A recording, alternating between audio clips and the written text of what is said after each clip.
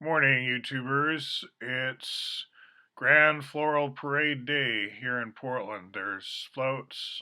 Some years I've gone to watch. It's often an overcast day this time of year, and it is today. It's not raining. I would say this is good parade weather because you're not in 90-degree heat or something. It's pretty pleasant. Just historical marker. Anyway, let's actually get the date though. June 8th. So, hey, on my literary sidebar here, I just wanted to I mentioned Gene Fowler. No one's probably going to know who that is, except a very few people. I have a CD of him reading some poetry. He and I had quite a lengthy correspondence, I would say, in the 90s. And I don't know if I have those emails anymore. If I do, they're on some hard drive that needs to be salvaged. I also had a lot of correspondence with Kenneth Snelson, but I think if he wanted that kept, he would have kept it because he's very organized. When I visited him in New York a couple times, I was astounded by his discipline and his keeping things organized. Probably all his emails are in a DVD or something, those he wanted to keep. So, what I'm talking about here in this video, first of all, a little bit on math. I've talked before about Descartes' secret notebook. In Synergetics, Fuller does talk about Euler quite a bit. He's obviously a big fan. It's the V plus F equals E plus 2 law for Polyhedra, which is very easy to introduce to kids. You don't have to get into the more generalized form immediately. So if I count the V, the corners, plus F, the face is 12 here. And I can get the dual number, like how many corners this has. I know this is the rhombic dodecahedron's the dual of the cuboctahedron, which has 14 faces. So I'm thinking 14 vertices, V, plus F, 12, that's 26, equals E, edges plus 2. So that would be 24 edges. Now, do I have an easy way to prove this has 24 edges? Well, I would say 12 rhombuses, 12 rhombi, 12 lozenges times 4, that's 48, but that's counting everything double. In other words, if I count 1, 2, 3, 4 around every rhombus, my finger traces over the same edge twice. So divide by 2, 24, 48 over 2. Now with the tensegrity like this, I don't know if there's an Euler law that we want to apply.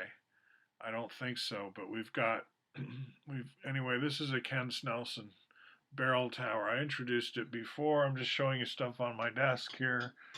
Sam Lanahan's company here has produced this very hard copper um, compression element, you could call it, and these work with tension members to create structures. And I believe he's at an architecture conference even this month, maybe as we speak, showing some pretty interesting sculptures made in three different metals. Now, what I do think about here sometimes in my little Portland office is what's our refugee carrying capacity, asylum seekers going everywhere. It's a big mess right now. There's a lot of ad hocery, people throwing tents together, repurposing military bases, so on. And a lot of these quote unquote refugee camps, they were built, in a hurry at the time of war. People flooded in, and then it's a dead end. There's nowhere to go from there. You're a prisoner. It's more refugee camp in what sense? How do you get out of it? And instead of doing everything ad hoc, what about proactively planning large cities that have a way station function? You go there knowing you're not going there to stay. The cities can be permanent, but the populations are always coming and going because even if we have a less Planet of the Apes planet and we're not trying to prove the relevance of our militaries by theatrics, we're not trying to organize wars to prove that our weapons are worth something. Instead, we're proactively designing for a time when we still have earthquakes, volcanoes, rising sea levels, disease break outbreaks. You've got to people have to get away from where they are and go somewhere else. And this has always been very ad hoc, or sometimes there's organized evacuations. I would offer anyone who wants to get out of Gaza, I would have a daisy chain or just a conveyor belt of cruise ships just getting people out of there. Any war zone. It's not, you can say, oh, I'm going to stay and fight or whatever, but you need a future.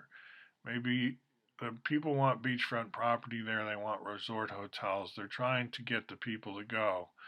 The poor people, it doesn't have a lot to do with nationality, I don't think. It's more like, hey, Mediterranean beachfront property. What are all these people doing there? And we need a new Miami for well-to-do.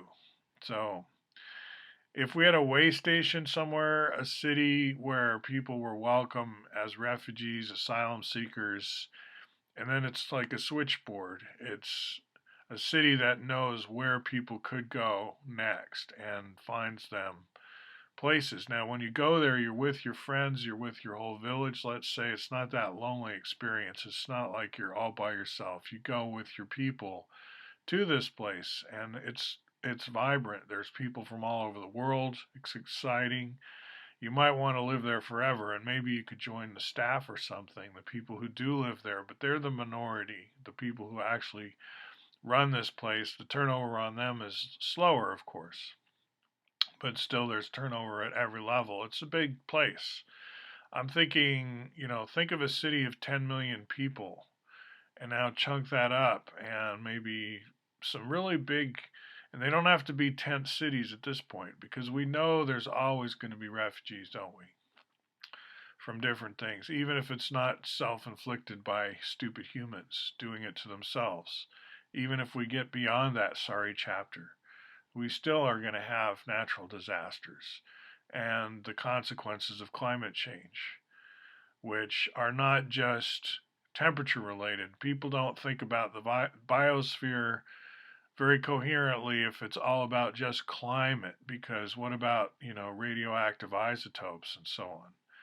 If that place in England goes the way Fukushima did, it's going to dwarf the others in terms of uninhabitability of parts of the world. We're going to have to get people out of there.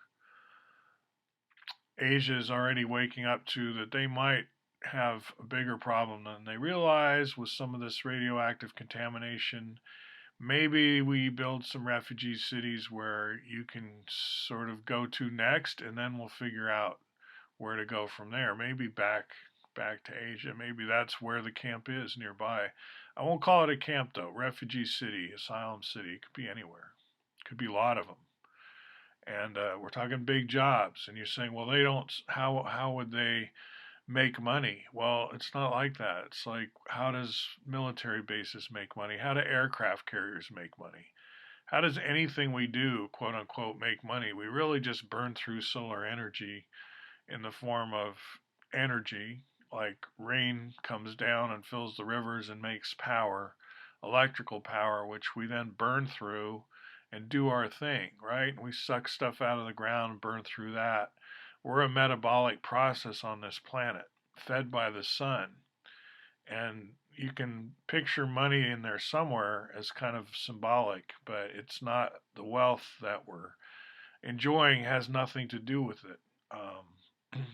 It's like inches don't create length and miles don't create length. Those are units of length, but length comes from the fact that we live in a cosmos. And that's kind of where energy comes from too. It's from the cosmos. It's not from banks, memory banks.